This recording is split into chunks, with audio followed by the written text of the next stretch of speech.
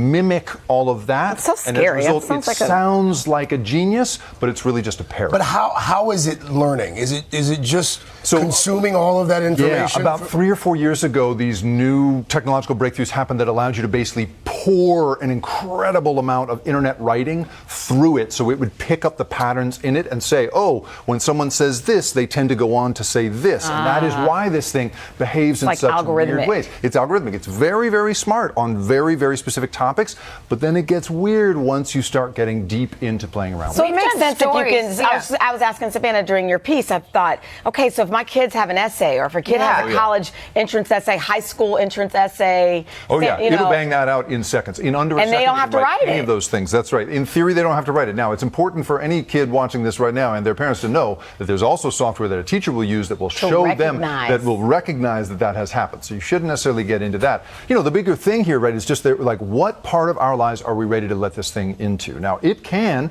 suggest recipes for you, no problem. But, you know, Google is currently working on a system that would begin giving you medical advice. Are we ready for that world? You know, and by their own estimation, they say it is sometimes incredibly reliable, but there are some areas of bias and other pieces of factual information where it's not as accurate. So it's just a big experiment on all of us, and it's happening right now. On the medical piece, though, is it true that there's AI that is either currently capable or soon to be capable of telling a person that they have cancer? Well, so that is one of the things that AI can be great at, right? So one thing that I think about in thinking about this stuff and writing a book about it and so forth is it's great at really specific tasks. So one of those tasks, for instance, is if you show it a picture of a mole on my back, it is great at predicting whether or not that mole is going to turn into skin cancer or not, because it's been trained on 1 million photographs of other things. It's in fact better than humans are at doing that thing.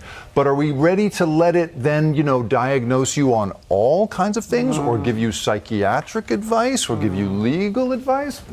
Are we there yet, you guys? I don't know, because we don't have any rules in this country about that stuff, except around some very specific medical things. So it's a wide open world, and these companies have deployed this stuff very, very quickly, and by their own admission, they're basically testing it out on us to figure out how to make it just better. real quick, because I saw Megan. What is it possible that the AI gets smarter than the humans? Like, we're ahead right now. Isn't that like the big horror story? That is the big horror story. Premise? It certainly is what everybody talks about, right? Is that Terminator moment, Skynet becomes self-aware. You can't turn it off. Right? Yeah. I think that our most immediate thing, the way that experts that I'm talking to are worried about, is not so much that it becomes self-aware and enslaves us all. It's that it somehow makes us give up really essential human skills and human qualities. That we're going to stop getting paid to write legal documents and stop getting paid to write term papers and the rest of these things that you know, have been an intrinsic part of being human. What makes the human spirit human?